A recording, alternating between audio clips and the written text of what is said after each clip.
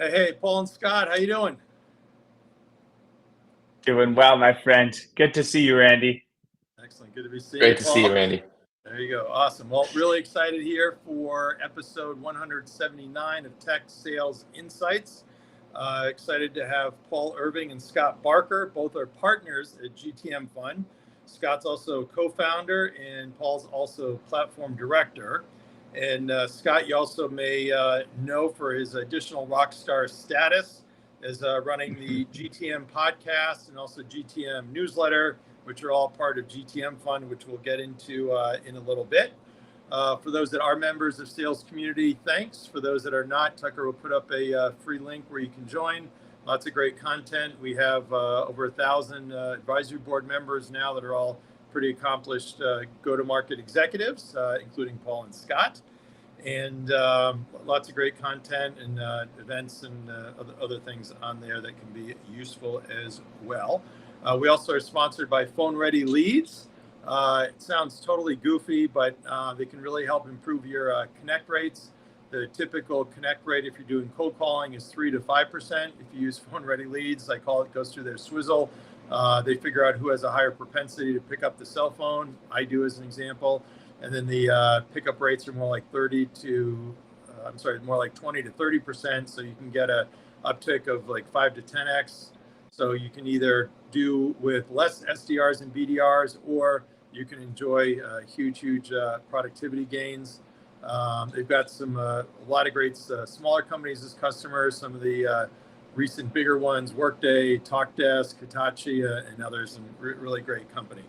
So getting on here, we're trying to figure out how we first met, and between us, we couldn't quite figure it out, but we know it was when Scott and Max were at Outreach, and we met, and I think pretty much fell in love from there, and hung out at SaaStr, and got to go to your great event in Arizona, Camelback, and some other things. So it's been a great relationship over the past few years there as well, and I've been a happy LP in the fund, which has been great.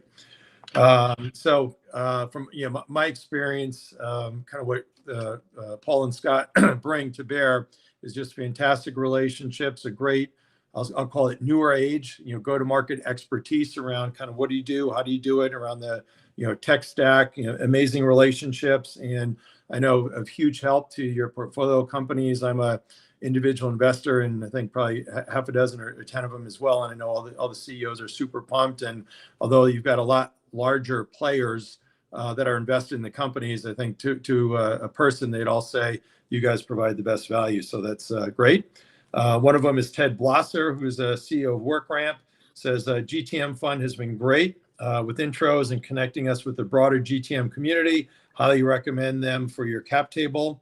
And Max, who's your partner, says hardest working guys, always on, real scrappy, and we are for sure building something special. So that's pretty good for you, I guess, huh?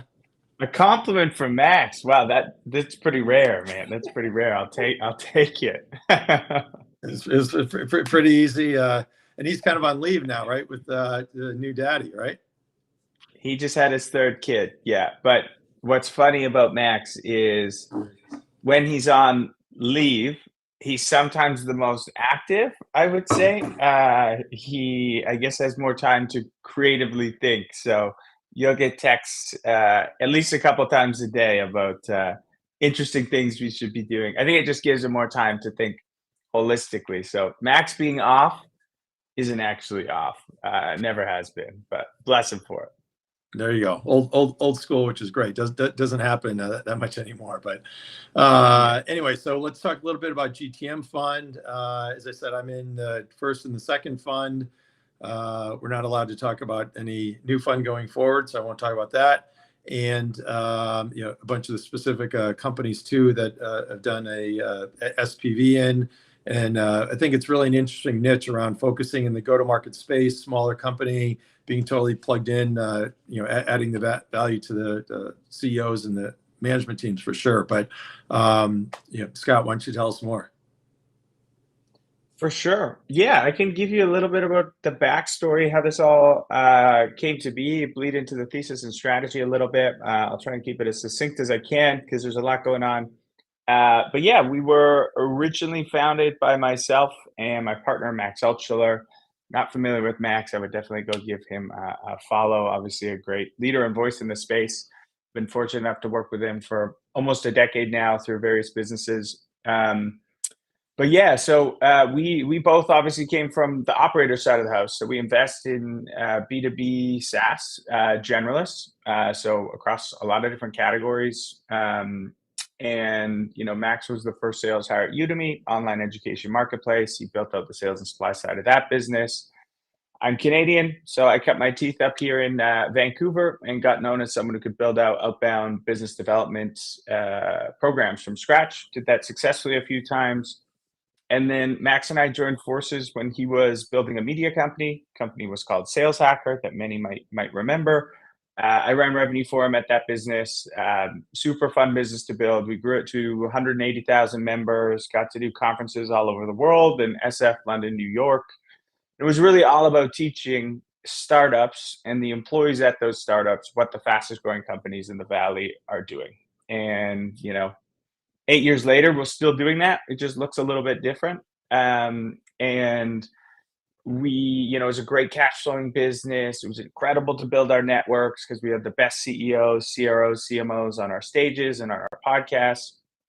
But it wasn't a software company, so we figured we'd probably sell it one day and we'd get a media company multiple, not a software company multiple. So that's what really kicked off the investing journey. Max took a lot of those profits from the media company and started angel investing them back into this community. And we had kind of inadvertently built this really proprietary deal flow channel because some of the best founders in the world would come to our community and ask questions about sales, marketing, tell us about their growth rates. So that led to a pretty crazy angel track record, pre-seed into Outreach, Gong, Bombora, Carbon Health, like a lot of great companies. And then, some of our executive friends started asking to give us money to invest on their behalf. We didn't have a vehicle set up at that point, but we did keep that idea in our back pocket. Fast forward to 2018, we did get acquired by Outreach, now the leader in the sales engagement space. And very fortunate that right after the acquisition, they went on just an absolute historic run. I think it was like 20 mil to 250 mil ARR in the 4 years that we were there. Max was the VP of marketing. I ran partnerships.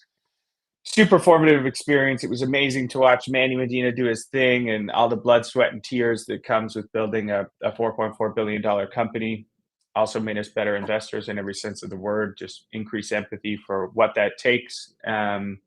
And then, 4 years kind of to the date of our earnout period, we revisited this idea of starting GTM Fund. And the thesis was simple. We still believed we had access to the top 1% deals that were getting done in SaaS. But when you look at those deals, capital is very much a commodity for the best founders in the world. They'll often have 14 term sheets in front of them, some of them from tier one, incredibly sought after brand name investors. So how do you compete at that level? And you compete through value. And when we looked around at our superpower, where our superpower was go to market, and knowing the CRO of Procore, CMO of Tableau, head of revenue at Shopify, people like Randy, who had been instrumental in building all these great businesses, why don't we pool some capital from the best operators in the world, find some great founders, and then help them with everything on the execution and distribution side of the business. So that's sales, marketing, customer success, operations enablement. We'll give them the playbooks. We'll help them with hiring. We'll help them get their design partners. We'll open doors for them.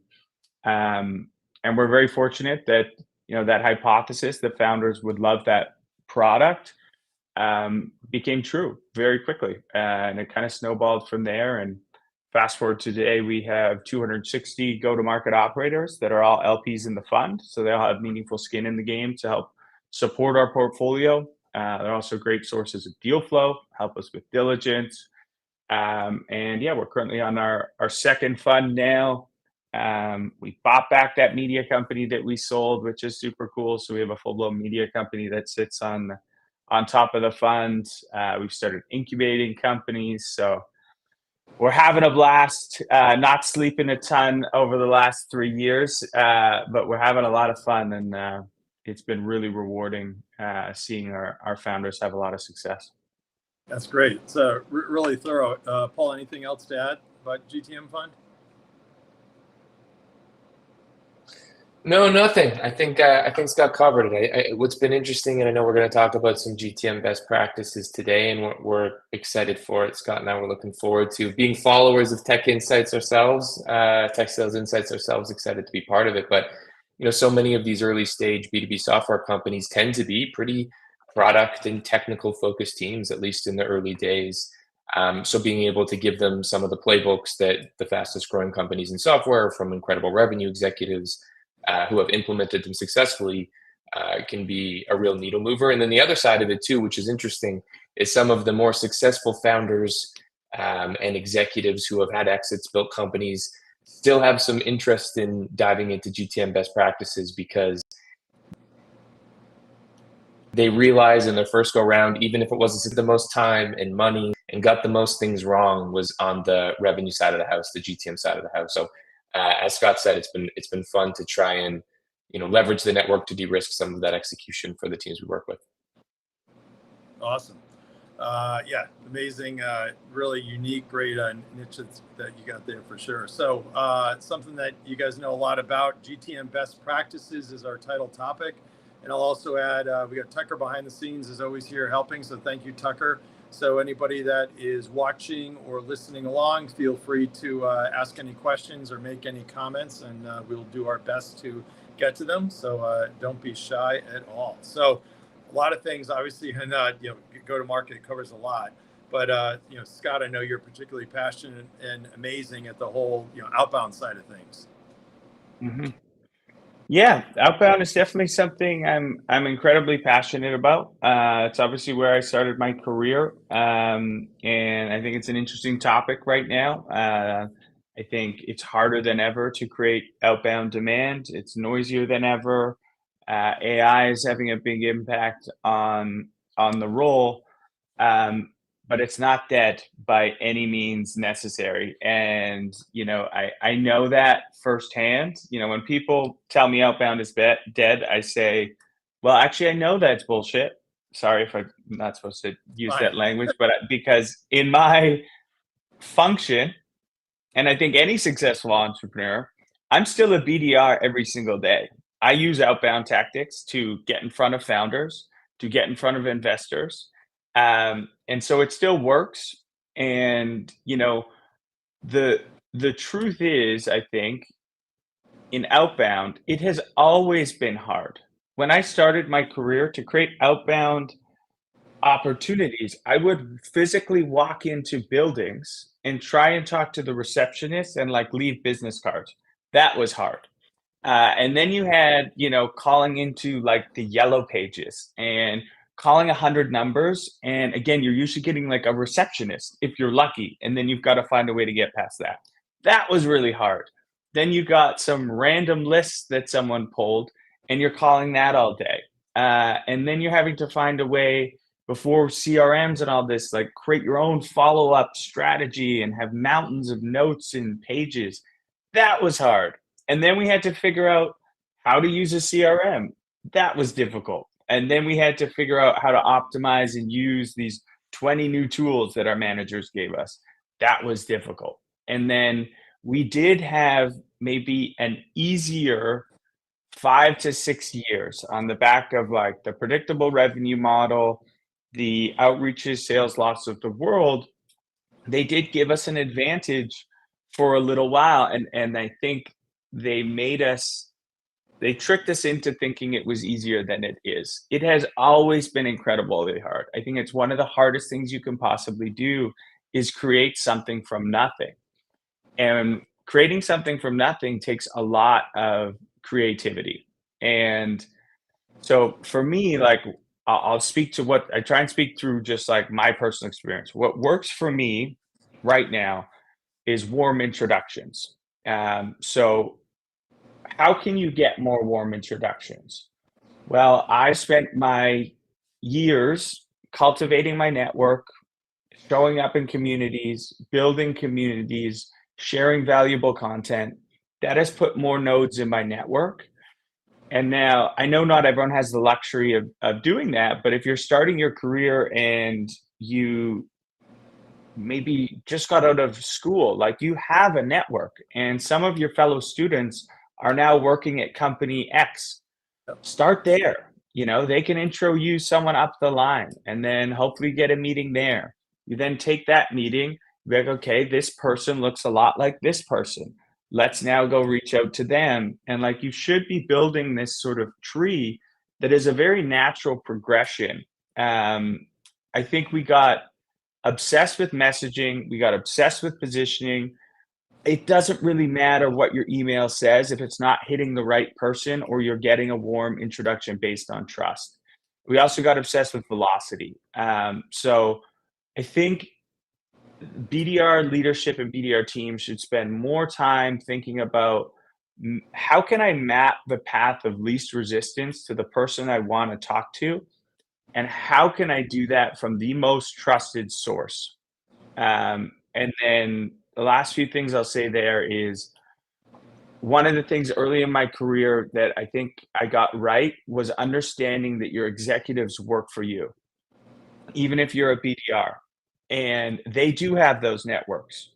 And it is okay if you are thoughtful, have done your homework, to hound them for their network and leverage them. And the last piece is just like be creative. Sometimes the things that your boss are going to tell you, you know, run X amount of sequences, you know, do this template, do that. Okay, do that to make them happy, but carve out 15% of your time to run your own experiments. And you are paid because you have a brain and you can think creatively.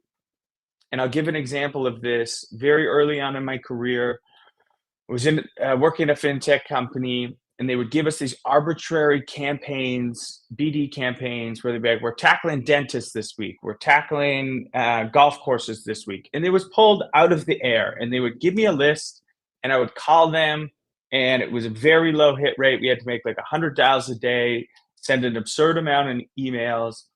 And I remember one day just like thinking, all right, we're selling payment processing. Sure, some dentists need it, but like who actually is the most likely to need it? And that's probably new businesses. They probably don't have a solution yet. So I remember my first month in that role going and spending my time after work looking for every new business registry, and those are all online. And I would get in early and I would call all the new business registries instead of the stupid list my manager gave me. And I became the number one BDR in my very first month by like a factor of 10 because I just used my critical thinking, which sometimes our leadership doesn't have all the answers. So outbound is not dead. You just have to get creative again and not go through the motions. And that was a long monologue, but I hope it was helpful. That's all right. Yeah. So, Noor, thinking about leveraging relationships. So, Dave Noor, who's I think also LP, has a cool new app he's working on called Avneer. But a lot of times, getting the executives kind of don't wake up saying, okay, who do I know that you can help with? But for sure, having the sales teams being aggressive to say, how can we figure out, who do you know with the relationships, depending upon kind of the age of the exec, they may or may not be good on LinkedIn for sure. So with Paul, with the outbound, anything else to add? No, actually, it was a couple of things, Randy. I actually learned from you early in our relationship and getting to know each other, but kind of piggybacking on what Scott mentioned, because we couldn't agree more, especially when we're talking to earlier stage teams, or if you have a particular ACV level where that level of individual work is really, really meaningful. I think at any size company, it still becomes important, for your most important target accounts to map your network and leverage warm intros wherever you can. But Randy, one of the things I remember we had a conversation about a couple of years back was how to handle those. So it is a lot of responsibility to manage those C-level, VP level relationships and to treat them with care, to do your homework, as Scott said, to make sure the person who is the connective tissue for that introduction is prepared with the right context, the right timing. They know what they're asking for. They know what the hopeful outcome would be, because that person is spending social capital on behalf of you and your role in your company,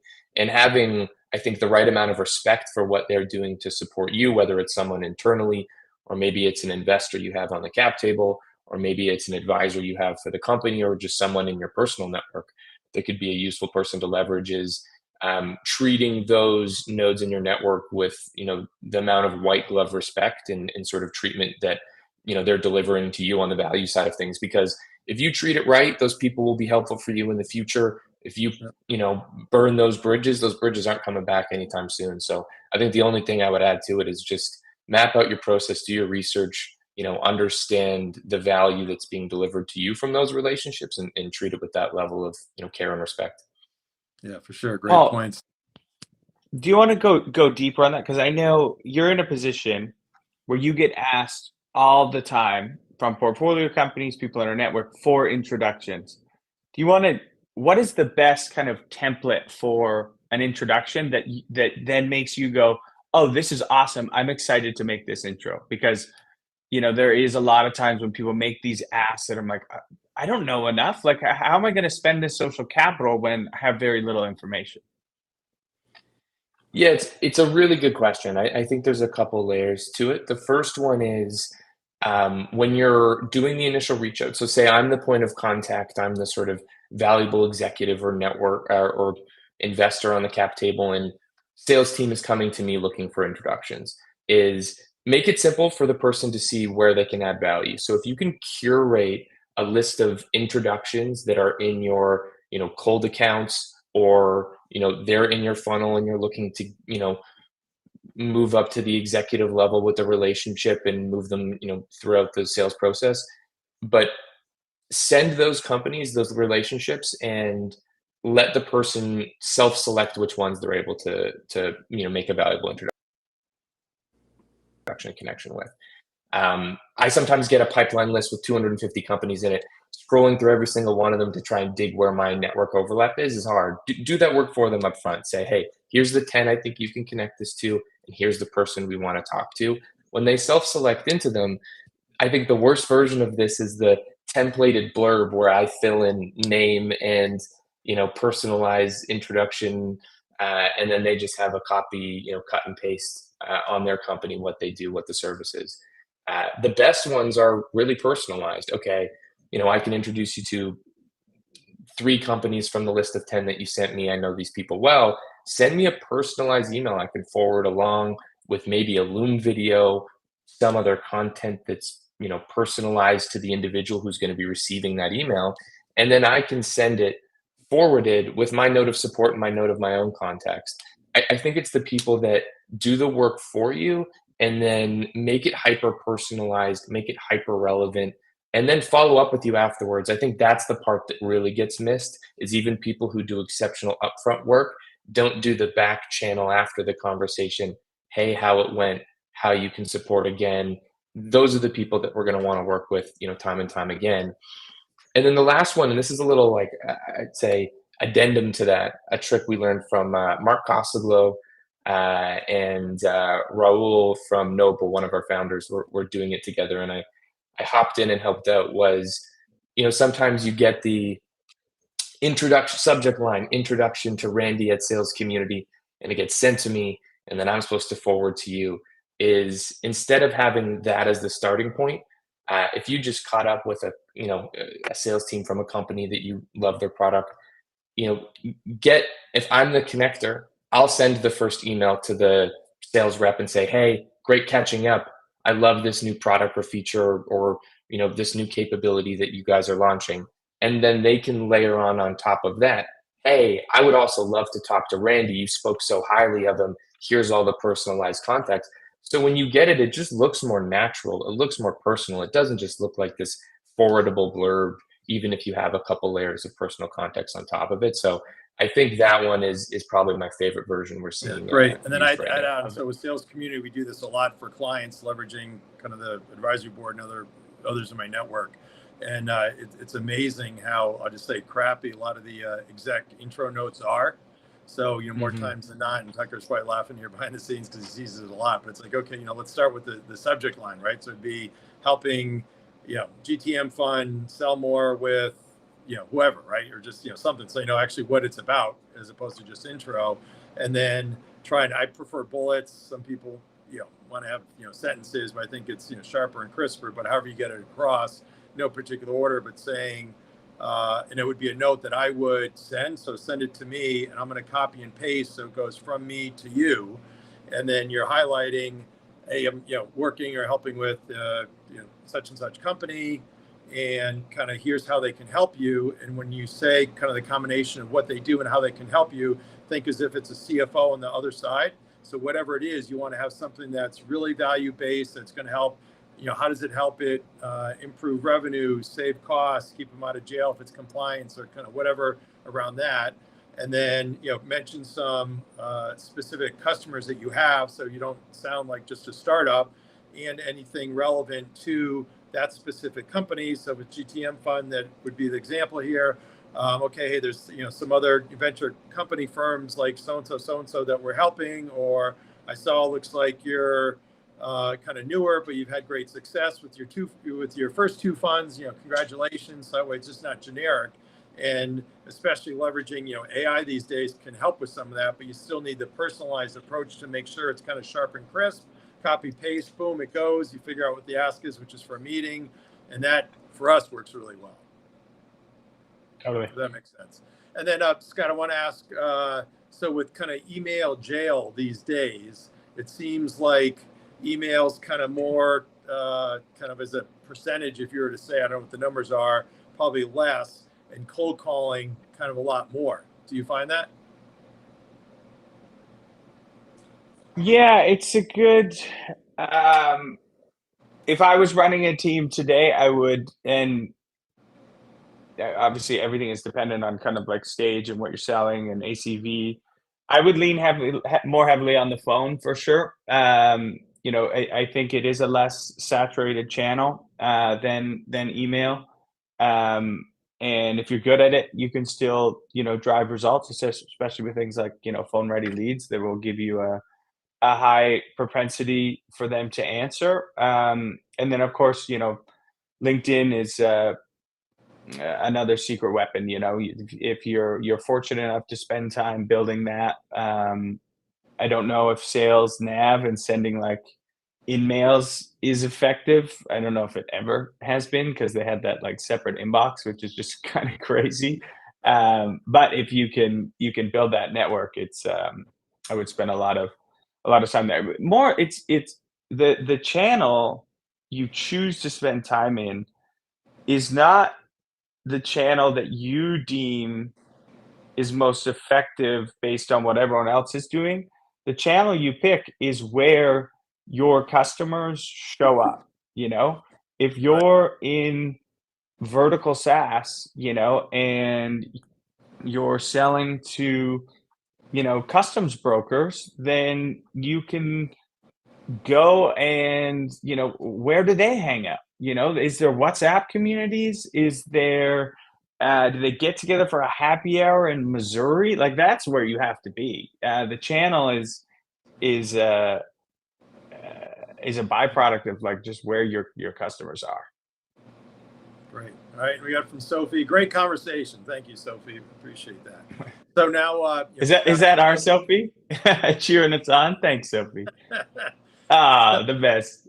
So thinking about kind of the tech stack, right? And a lot of yours are kind of earlier stage companies, but kind of how do you think of I'll say the kind of silos of kind of offerings they need to have?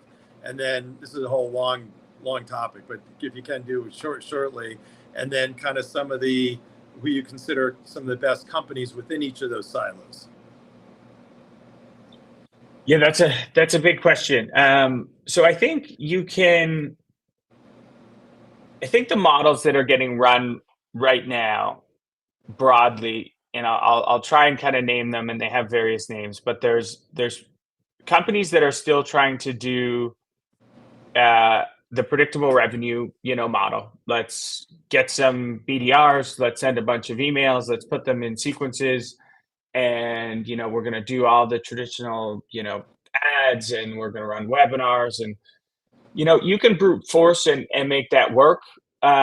Still, we had the founder of Braze on the podcast recently, and that's really working for him and his next two companies that he's incubated. He's just doing it really well. And then I think there's this idea that people are embracing around kind of PLG to PLS. And, you have like a PLG offering, and then you take that data that you acquire from, one or two users at a big company, and then you use that to create a really compelling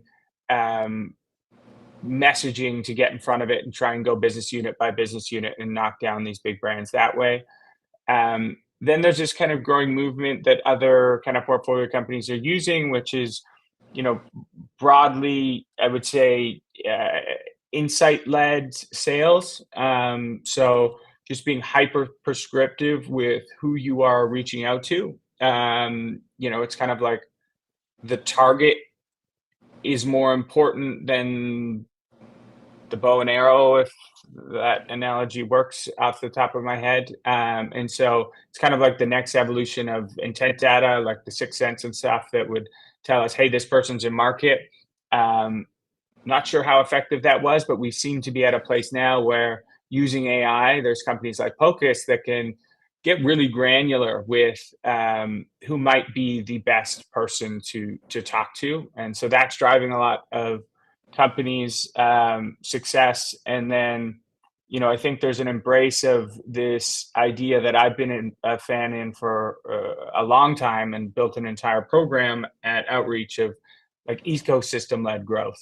And that's roughly the idea of let's spend time building networks, providing value to those networks, and then turning that value into revenue. And, to make that more real for people, at Outreach, we used to do this big deal review call with kind of all our top execs and a few AEs. And I remember sitting in one of those, and we were doing a postmortem actually, and we had lost a very large deal. And I think it was our COO was just like taken aback and was like, how did we lose this? This key decision maker was like literally in my wedding party, and I didn't know about this. This is wild. This is insane. And that was my light bulb moment of like, wow, there is so much nascent connectivity within our own organizations, whether that's with your executive networks, with your VCs, with your board, with any communities that you're partnering with. And like right now, sitting in your organization, like there are so many quick paths to revenue. It's insane. We just don't usually have someone that's looking at the full picture of connectivity, who's taking all your target account lists, mapping it out with all the connections that you have internally and externally. And again, getting some of these like warm intros going. I think tools like Cabal are doing a great job at this. And, Crossbeam on the partner selling side. And then, the final thing I'll say, I would put it in a bit of a different bucket, but it's certainly working for folks on the earlier stage is, founder-led brands are doing really well by leading through authenticity. Folks like Adam Robinson and Dave Gerhardt have built really big businesses very quickly, all through showing up extremely authentically online and driving a lot of inbound demand that way. But those are some of the buckets I see of the different motions that people are having success with right now. And I think honestly, you probably have to have a blend of kind of all four of those. Gotcha. And then there's the kind of the traditional, how do you look at it? I'd say you have to have no particular order. You have to obviously have the right contacts, the kind of call recording, the enablement, the engagement, kind of forecasting, kind of those typical silos of tech stack as well, correct? Yeah. So I was talking more about, like motions or strategies. Right. From a tech stack perspective, you need a CRM, you're going to need a data provider to fuel that CRM. You're going to need some sort of if you have favorites as you go through here, feel free. So like on the data side, yeah. if somebody said, who should I pick? What would you say? Yeah. I'll break down by category. Or you may not want. So I'll let you. Yeah. So CRM, data provider, you need an engagement solution. You're then going to need like an enablement solution. I think these are roughly in order of how I would purchase them too. You need an enablement solution to train your team. And conversational intelligence is pretty key as well. And I would say those are kind of like more or less the table stakes ones, at least on like the sales side. There's a whole slew of other ones on the kind of MarTech side. But I guess what's interesting is a lot of those are converging, right? We saw all of the larger incumbents sort of go horizontal, and Gong builds what Outreach does, and Outreach builds what Gong does, and SalesLoft builds what HubSpot is doing, and then they're all kind of coming together. So I think there's a massive consolidation that's happening, and there was also this really interesting thing happen when all those great companies, and I'm a fan of them all, when they all got obsessed with each other and they started building each other's features and functionality. What happened was the buyer got starved for true innovation, right? Because they're not seeing anything new. They're just seeing like, oh, okay, this company just released this feature that I'm already using over here. Right. That's great, I guess, because maybe I can do it through them, but there's no new innovation. So what that did was leave this vacuum for all of these startups to gain a foothold, especially with the advent of AI. We've seen countless, like hundreds and hundreds over the last, 2.5 years of these AI native entrants that are coming in with something new. It's exciting. It's shiny. The buyer is like, this is amazing. I've been starved for innovation. This is finally something new. And they're purchasing them.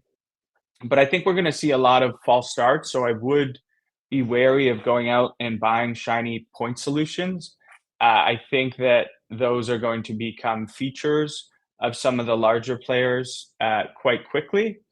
And, I think another big trend is, I think it's going to become table stakes pretty soon. And like Apollo's doing this well, where your data, you don't have to have a secondary data provider, right? Like even at Outreach, I think we had like 8 data providers that we would pump in through all our various sales and marketing campaigns, which is insane. It costs a ton of money.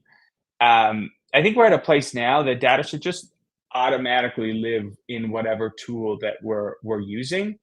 And I think that's going to play a big part in the future. But I think we'll see consolidation.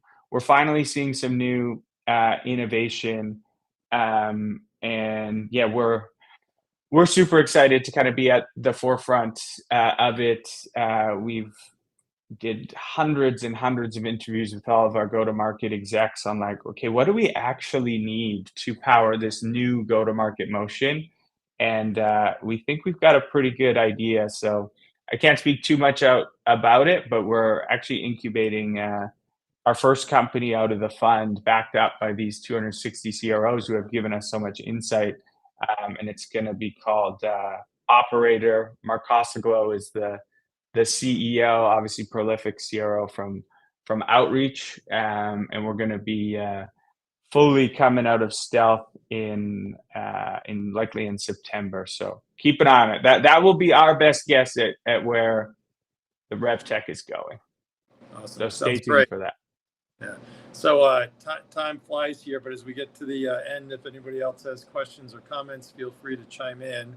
And we had a whole kind of laundry list of other things to talk about. But I talk too much. I'm sorry. That's no problem at all. Yeah. So from what you see in the kind of portfolio, any other kind of best practices you'd like to mention? Yeah, I think I'm gonna just highlight one of the things that Scott mentioned along the way as well is I think there's some really interesting companies that are providing you a layer of data that allows you to be much more prescriptive with who you're reaching out to, when you're reaching out to them, what exactly you're saying, what channels you're using. Scott mentioned Pocus, they're fantastic. We're huge fans of their team. I think there's a bunch of others and even some of the data providers that are providing some level of workflows that's along that line. But it goes back to, and you mentioned it, Randy, email being a really difficult channel right now. It's noisy. You can get put in email inbox jail. You have to be careful with especially some of these AI SDR tools, the volume that's getting sent out, burning through your domains. And then people just tuning it out, treating their parts of their inbox as white noise. And so these tools that allow you to, and I think Scott outlined I'd say the infrastructure you need to be successful, but one to layer on top are a couple of these data and workflow providers that can say, hey, of your prospect list, here's who you should reach out to, here's when, here's why, here's the channel. Especially if you're a product-led company or have a big expansion motion, you can get some great indicators on product usage, where customers are getting stuck, where they're having a ton of success, and leveraging that to reach out to the adjacent organization, leveraging that to reach out to a higher level contact at that company to upsell and expand. So I think that kind of second and third level data layer has been a really interesting and fruitful one. Yeah, absolutely. And then, as these companies are doing the hiring and onboarding, everything else, Scott, anything that you see around kind of just the best practice around talent management or sales training? Yeah, so hiring, I think, has slowed down across the board. I think people are getting more methodical with their hiring. I think teams are still contracting. I think my only thought there, and I recently had a chat with the CRO of Procore, which I won't share too much because the episode's dropping soon. But I think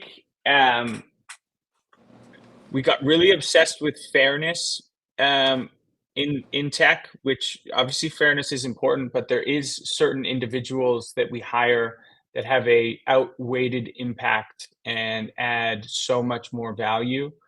And I think it's really, really important when you identify those people that you do everything in your power to retain them, to give them the resources they need to level up. And, whatever bans you have don't exist for those people, because truly there is just a handful of folks that move these massive corporations. So if you're lucky enough to find one, do everything in your power to retain them. It's similar like to customers. It's the 90% of the value comes from a handful of customers, 90% of the revenue. Same internally. So treat your people really, really right if they're doing a great job.